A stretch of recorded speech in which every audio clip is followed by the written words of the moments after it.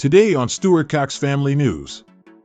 In Mexico City, more and more residents are watching their taps go dry for hours a day.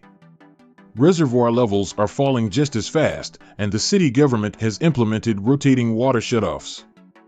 Now let's see the clip. Following up on a story we covered a few weeks ago, Mexico City, one of the world's most populated cities at nearly 22 million people, could run out of water in just months. It's being referred to as day zero, and experts warn it could happen in June. An ongoing drought and poor infrastructure in the region has fueled the crisis, and there are not a lot of solutions.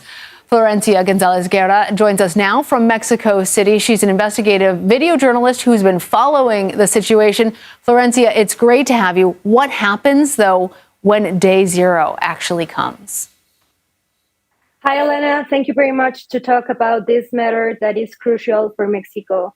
Well, what will happen?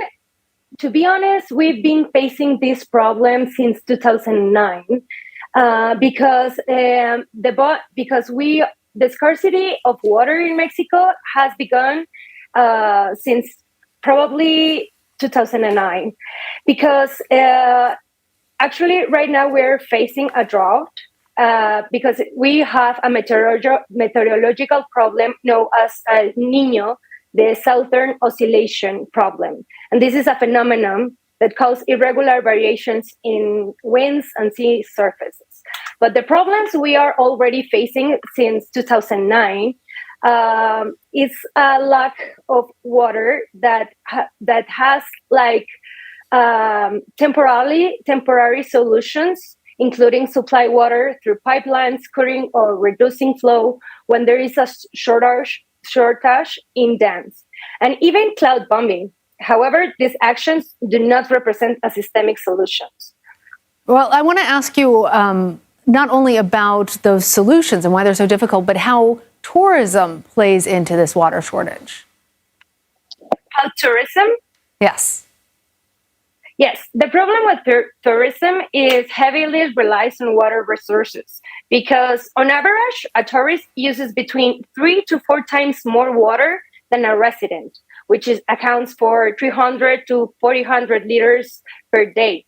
But it's worth noting that some cities, hotels, and tourist areas have preferential access to water, while the local population might not have the same access to water in terms of quality and quantity. And you know that right now we are facing a problem of gentrification and tourism in Mexico City.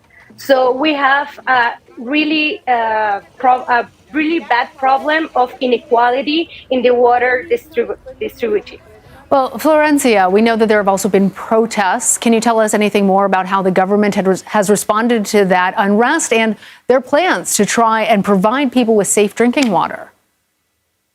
Yeah, in recent days, the citizenship reports that the water had a weird odor, that it smells like hydrocarbons. So the government responds with investigation, supposedly, but we need to understand that we are on election times. So they say that probably is hydrocarbon fluid to the water system. All right, Florencia, thank you.